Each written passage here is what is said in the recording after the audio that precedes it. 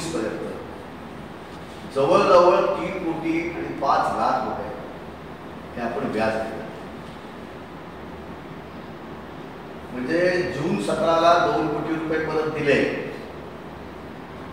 अधिक आजच्या 31 मार्चला उद्या येणाऱ्या 31 मार्च पर्यंतचं कॅल्क्युलेशन जर अंदाजे केलं, ठीक आहे आकडा मागे पुढे होईल थोडा, तर 3 कोटी आणि 5 लाख रुपये व्याज संस्थेने दिलेलं आहे. मग आता रायगड जिल्हा मध्यवर्ती सहकारी बँकेचं कर्ज किती आहे संस्थेवरती? फक्त 3 कोटी रुपये आहे. ही वस्तुस्थिती माहिती व्हावी हा महत्वाचा खुलासा याच्यामध्ये आहे. 5 कोटी रुपये देताना 2 टप्प्यामध्ये घेतले.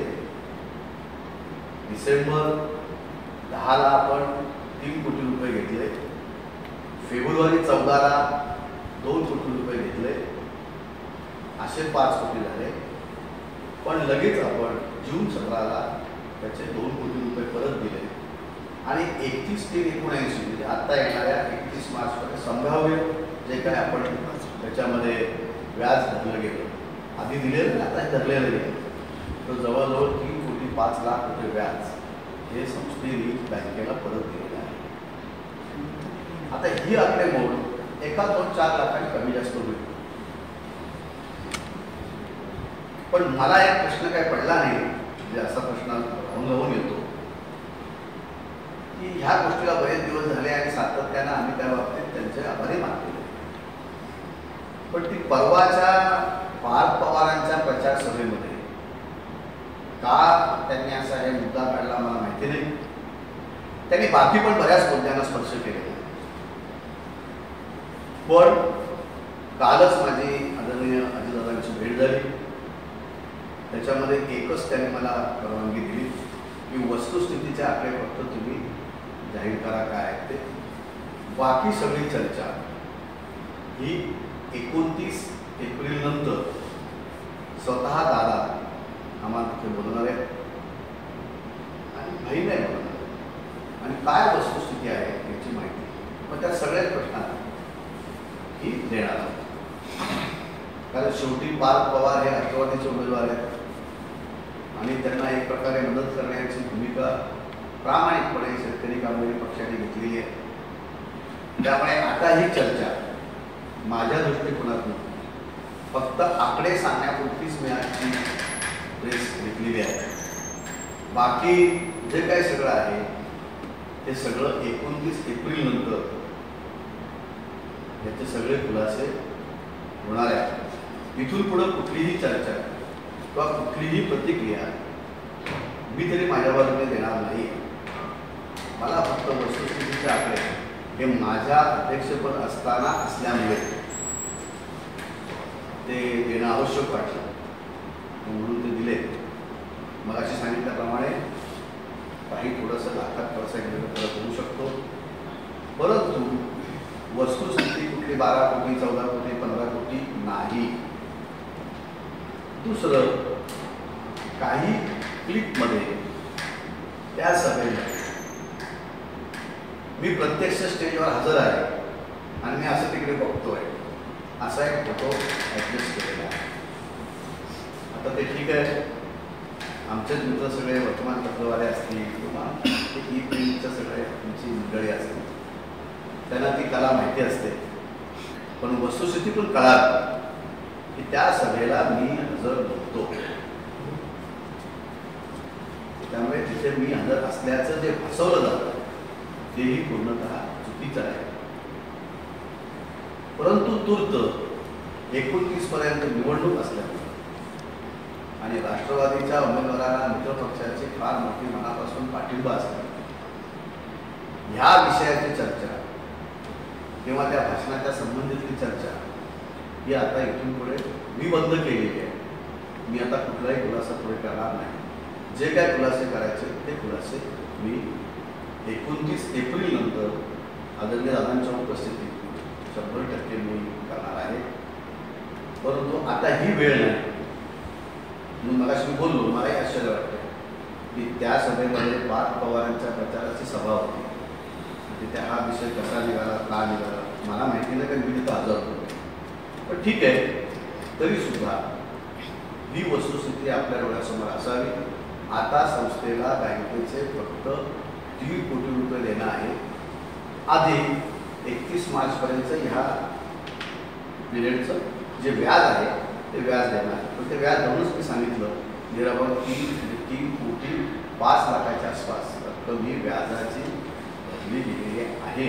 त्याच्यामध्ये मार्चचे पैसे येणाऱ्या 31 मार्चला भरणार. ही वस्तुस्थिती कळावी. साहेब, पण एक मात्र खरं आहे की जयंत पाटलांनी जे काय आरोप जे परवा केले ते सगळे निरर्थक आहे. मी एकच सांगितलं, एक वस्तुस्थिती प्रत्यक्ष कळवली.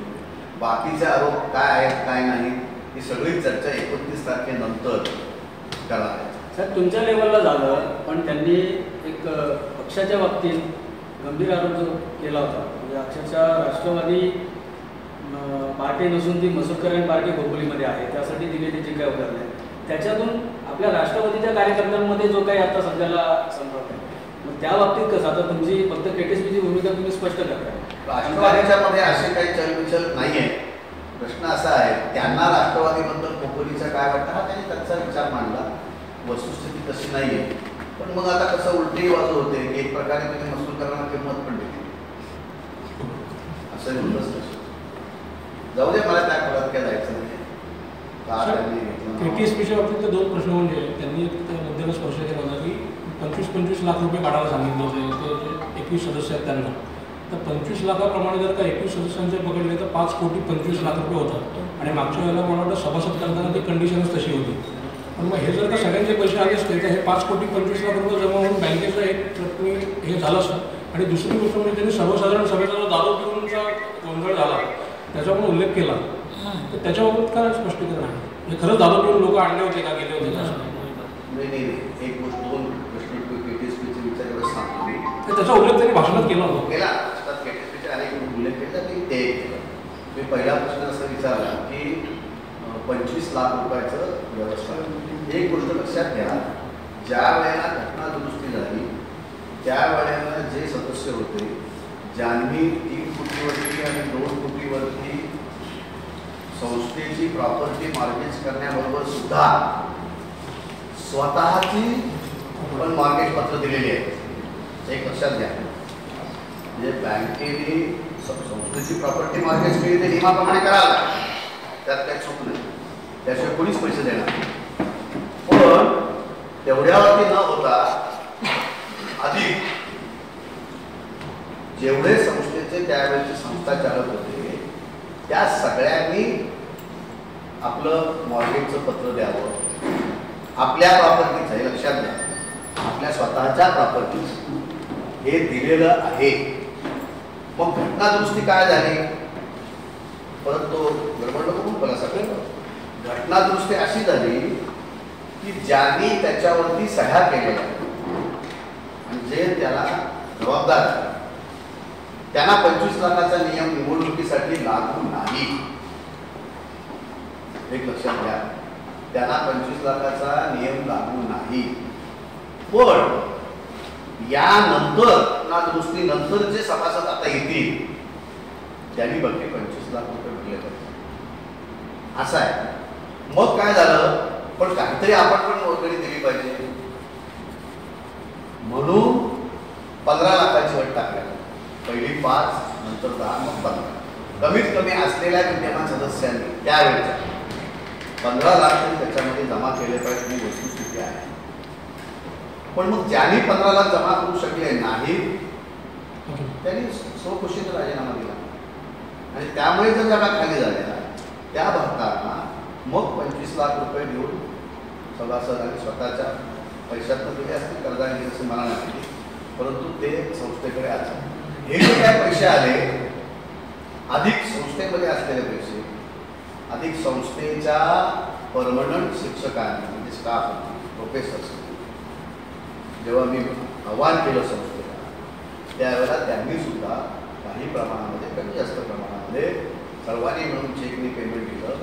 हे सगळे पैसे तत्कालीन पॉलिटेक्निक सुरू करण्यामध्ये अधिक वेळोवेळी जे व्याज भरायला पाहिजे होतं थकबाकीमध्ये नको, बँक कुठे असण्यात द्यायला नको म्हणून ते पैसे आपण त्यांनी म्हणजे एक गोष्टीची भूमिका लक्षात घेतली पाहिजे की आता असलेल्या सदस्यांमध्ये ज्यांनी तिथे सह्या केलेल्या आहेत पहिल्या घटनादुरुस्ती त्यासाठी झाली. आता ठीक आहे, संस्थेची आर्थिक परिस्थिती वाढवावी म्हणून 25 लाख द्यावे, ही गोष्ट ठीक आहे. आणि त्याच्यामध्ये हे कुणाला आहे, नवीन येणारा सदस्य आला संस्थेमध्ये असलेल्याला किती आहे, 15 लाख. या घटना दुरुस्तीला चॅलेंज दिलं हे पण आपल्याला माहिती आहे की मला माहिती नाही. वरळीला याची सुनावण्या झाल्या, वरळी आपली सुप्रीम आहे आणि तिथे ही दुरुस्ती ही वस्तुस्थिती मान्य केली, त्याच्यावर शिक्कामोर्तब केलेला म्हणजे ही घटना दुरुस्ती आता फायनल झाली. त्या घटना दुरुस्ती झाल्यानंतर निवडणुका झाल्या. मग तो निवडणुकीचा 25 लाखाचा नियम ह्या सदस्यांना नाही, जे नवीन आले त्यांना तो आला. आता जे संस्थेचे जे अध्यक्ष आहेत सगळ्या पक्षाचे आणि त्यांनी जी आता आकडेवारी चुकीची दिली त्या आत्ताच्या अध्यक्षांनी त्यांना कळवलं नाही का, माहिती नाही का जयंत पाटलांना अशी जी आकडेवारी. याला जोडूनच लायबिलिटी हा काय प्रकार आहे. कानावर येते की 14 कोटी जो काय त्यांच्याकडनं आकडा निघाला गेला ती एक लायबिलिटी दिल्या गेल्याचं असं बोललं जातं. त्याचं मला ऐकून म्हणजे मला माहिती नाही आहे, पण एक गोष्ट त्यांनी ती सांगितली की विद्यमान अध्यक्षांनी का नाही सांगितलं. मला असं वाटतं होतं की विद्यमान अध्यक्षांना माहिती असेल वा असा विषय निघणार आहे वगैरे असं मला काय वाटतं. पण मग ते त्यांचं काय झालं असेल मला माहिती नाही. पण एवढं मला मी कालच त्यांना फोनवर संपर्क साधला विद्यमान अध्यक्षांना, त्यांनी मला वस्तुस्थिती सांगितली ना, त्यामुळे असं वाटत नाही तर मग ते बोलले नसते का. फक्त आकडा व्याजाचा जो आहे थोडा कमी जास्त होतो. जनरल बॉडीमध्ये जे दारू पिऊन लोक आणले होते वगैरे नाही तसं काय नाही. त्याची मुलाखत मी मला आठवते स्वतः पोटे साहेब होते, एकच तेवढे चॅनलचे मंडळी माझ्याकडे आले होते स्वतः पोटे आणि त्यांनी माझी मुलाखत घेतली. जनरल सभेनंतर 2 किंवा 3 दिवसात आले. त्यांनी माझी सगळी मुलाखत दाखवली. मी काल सुद्धा त्यांना बोललो, त्यांनी मला फोन केला म्हणजे त्यांनी फोन केला. म्हटलं तुम्ही ती मुलाखत मला ते बोलले तुम्ही तारीख सांगा मी ती बघतो माझ्याकडे आहे का. म्हणजे 100% असणार आहे 2 वर्ष झालं. तर त्या मुलाखतीत मी सगळे खुलासे केलेले आहेत. त्यामुळे त्याचं काय मी समर्थन करतो वगैरे असं काही नाही. त्यामुळे त्याची वस्तुस्थिती काय आहे, खरं खोटं, मग आता आणखी खोलात जाण्यापेक्षा मी चर्चा करतो.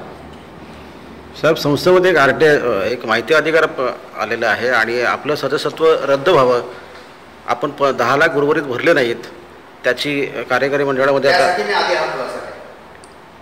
ज्यांनी तिथे घटना दुरुस्तीच्या पूर्वी बँकेच्या मॉर्गेज पेपरवरती संस्थेची प्रॉपर्टी मॉर्गेज केलेल्याबरोबर सुद्धा प्रत्येकाने स्वतःच्या प्रॉपर्टीची पण जबाबदारी दिलेली आहे की जर काही संस्थेच्या मधनं पैसे वसूल होऊ शकले नाही तर जी मंडळी आता आहेत आणि ते बँकेने जबाबदारी म्हणजे त्या अटीवरच बँकेने दिलं होतं. जी बँकेची चूक नाही म्हणून कोणी पण पैसे देतो म्हणून जबाबदारी घेणार, तर त्या अटीवर ते दिलं होतं. पण त्यात काय गोष्टी लक्षात घ्या, त्याच्यामध्ये असलेल्या सदस्यांना 25 लाख नाही, त्यावेळेला असलेल्या सदस्यांना 15 लाखाचं बंधन हे नंतरच्या कार्यकाळात आम्ही म्हणून ते वाढवलं होतं, घटनेत नाही. आजही घटनाचं नुसार इलेक्शनला गेलं तर जे लोक त्यावेळेला होते त्यांना ते अट नाही. आता मात्र 15 लाखाचे आले, आता कमीत कमी 15 लाख तर त्यांना भरावे लागतील आणि नवीन सदस्यांना मात्र 25 लाख भरावे लागतील. पण स्वखुशीने कोणी दिले 25 लाख तर का संस्थेला नको आहे. त्यामुळे आपण जो प्रश्न विचारला किंवा तुम्ही वरचे 10 लाख दिले नाही तर ते नियमामध्ये नाही. परंतु असं आहे की त्याच्या बाबतीमध्ये आमची चर्चा सुरू होती, तर ते आपली चर्चा काय बाहेर सांगायची किंवा आपण इथून 10-15 काढूया आणि एकदा हे मीटर थांबूया. दुर्दैवाने हा प्रसंग घडला, सोडून द्या, तुम्ही सांगा. साहेब, एक मात्र खरं आहे की अजितदादांच्या सांगण्यानुसार आपण हा सगळा खुलासा केलेला आहे. कसं आहे की आणखी बोलायचं म्हणजे आता आमच्या घरात लग्न आहे आणि आपण जबाबदारीने बोलावं लागेल.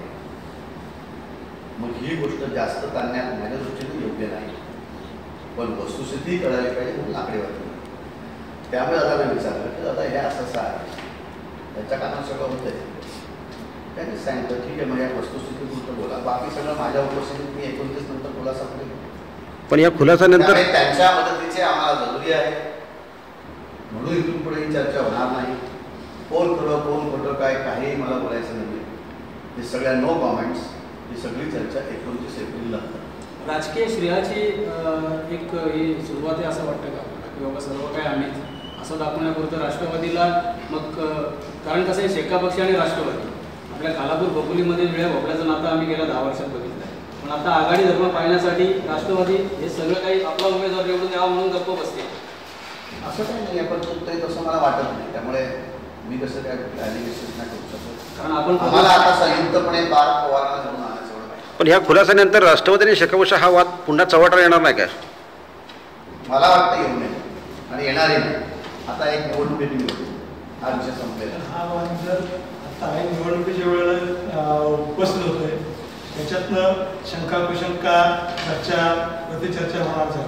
पण तुम्हाला असं वाटत नाही की बाबा आता सद्यस्थितीत जे शेका पक्षाचे किंवा KTC मंडळाचे चेअरमन आहेत त्यांनीही इथे येऊन या संदर्भात खुलासा केला तर तुमचं जे चर्चा आहे या चर्चेला पूर्णविराम आता 29 एप्रिलपर्यंत मिळेल तर त्यांनी तो खुलासा करावा असं संयुक्त खुलासा झाला असता तर मग आपण राजकीय दृष्ट्या आज रविवार आहे त्यामुळे त्यांना मी सांगू शकत नाही. परंतु असं आहे एवढं मोठं काही चुकीचं माहिती मी देणार नाही. त्यांचे माझ्यावर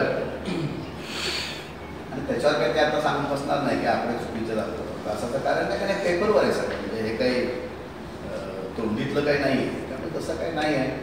मी विनंती करीन. परंतु आता हा विषय थांबवण्याचं झाल्यामुळे आता ते काही होणार. संस्था आणि पक्ष ह्या दोन वेगळ्या बाजू आहेत. ATSP ही राष्ट्रवादी किंवा कुठल्या पक्षाची नाही आणि बँक ही कुठल्या पक्षाची असा मान्य करत नाही. तुमच्याकडे निवडणुकीमध्ये काही मुद्दा नसल्याने तुम्ही जाणीवपूर्वक ही गोष्ट बाजारामध्ये आणली हे कितपत खरं आहे? मी मगाशीच म्हटलं की ह्या सगळ्या प्रश्नांना काही उत्तर नाही, कॉमेंट्स नाही. 29 तारखेनंतर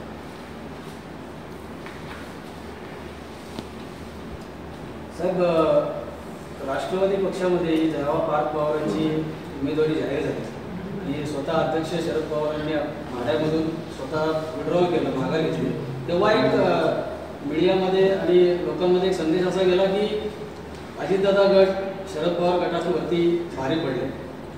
आमच्या ज्ञानात एवढं आहे की आतापर्यंत मसूरकर हे शरद पवारांचे खंदे समर्थक. मग जाणीवपूर्वक मसूरकरांना तर डावलं जात नाही असं ह्याच्यातून एक असं काही नाही आहे. आपण त्यांचं समर्थक दादांचा पण समर्थक आहे आणि पक्षाचा पण आहे.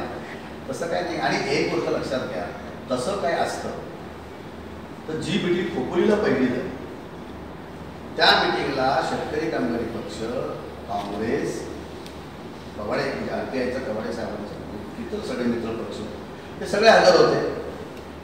आणि असं काही नाही आहे त्यांच्या मनात काय विरोध असेल असं मला वाटतं. खोपोली नगराच्या निवडणुकीमध्ये जो उपनगराचा वाद आहे त्याच्यापर्यंत काही रणकंड नाही. आता ह्या सगळ्या प्रश्नांची उत्तरं 29 तारखेला.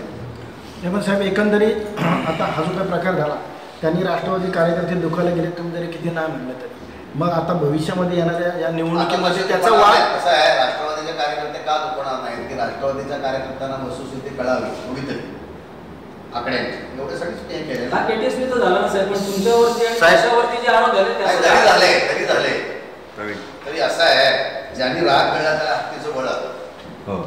संयम हा माझा त्यातला एक फार मोठा दुर्गुण म्हणा काही म्हणा असल्यामुळे मी अनेक लढाया जिंकलेल्या आहेत. त्यामुळे तो संयम कार्यकर्त्यांच्यामध्ये पण आहे ना.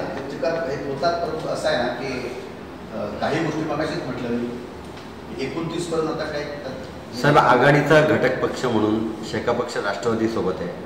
पार्थ पवारांची उमेदवारी पार्थ पवारांना द्या हे सांगण्यासाठी जयंत पाटील शरद पवारांना भेटले. शरद पवारांनी पण ते सांगितलं की जयंत पाटील भेटायला आले, पार्थ पवारांना उमेदवारी द्या, त्यामुळं आम्ही उमेदवारी देतोय असं शरद पवारांच्या वक्तव्यामध्ये आहे. आणि त्यानंतर राष्ट्रवादीच्या कर्जत खालापूरच्या नेत्यांवर जयंत पाटलांकडून आरोप होणे वेगवेगळ्या स्वरूपात. तर जयंत पाटलांची ऐका सर, जयंत पाटलांची राष्ट्रवादीवर कुरघोडी करायची किंवा ह्या भागातली राष्ट्रवादी मावळमधली काटाकालची राष्ट्रवादी तोडफोड करण्याचा तरी तुम्हाला असं वाटतंय की त्यांचा प्रयत्न असं आहे. पहिला हा मी याच्यावर काय बोलू शकत नाही कारण तुम्ही ज्या सांगितलं तुम्ही दिलं वगैरे हे जरी असलं तरी ते माझ्या पातळीचा प्रश्न नाही आहे. हा वरच्या पातळीचा प्रश्न ते म्हणला राष्ट्रवादीला हे होतं असं काही नाही. आता आमचं एकच टार्गेट आहे त्यांचं एकच टार्गेट आहे 29 तारखेपर्यंत साहेब आपण प्रदेशवरती आहात, हां म्हणजे असं नाही की फक्त आपल्याकडे माजी नगराध्यक्ष म्हणून पद आहे. आज पक्षाच्या वरच्या लेवलमध्ये आपण असताना जे काही आरोप झाले फक्त एक हे विधानसभेपुरते नाही आहेत, त्याचे वेगळ्या पडसाद नाही नाही आहेत. प्रदेश पातळीवरती आहे म्हणून तर मी आठवडे केली आता खुलासा केला ना आकड्याचा. पण बाकी आठवडे पाटील साहेबांचे परवानगी घेऊन बोलावं लागणार आहे. तो माझ्या लेवलचा विषय नाही, मुख्य म्हणजे मी स्पष्ट होतो. तुमचे आहेत सगळे आपण 29 तारखेनंतर बोलू. साहेब एकंदरीत आता तुम्ही सांगितलं की दादांची परवानगी घेऊन मी इथं बोलतो की दादांनी सांगितलं की आकडेवारीच्या संदर्भात बोला. आता परवानगी घेऊन घेण्याचा अर्थ असा कानावर घातलंय त्यांनी सांगितलं की आकडेवारीपर्यंत बोला. हा कर्जतमध्ये झालेला म्हणजे शेका पक्षाने जो काय आरोप केला तो कर्जतमध्ये झाला आणि खोपोलीमध्ये KTSP आहे. ह्या ठिकाणी समजा एखादी सभा झाली शेतकरी कामगार पक्षासाठी त्यावेळेला त्यांच्याकडून पुन्हा वक्तव्य होईल पुन्हा त्याच्या बाबतीत काय? मला असं वाटतं की आता इथून पुढे हा विषय निघेल असं मला वाटतं. त्यांच्याशी चर्चा झाली या बाबतीत असं म्हणायचं? चर्चा होण्याचं म्हणजे माझी नाही झाली, परंतु असं होतं असं वाटतं. काही गोष्टी अपघाताने घडतात, तसा तो अपघात साहेब आउट ऑफ कसा घडला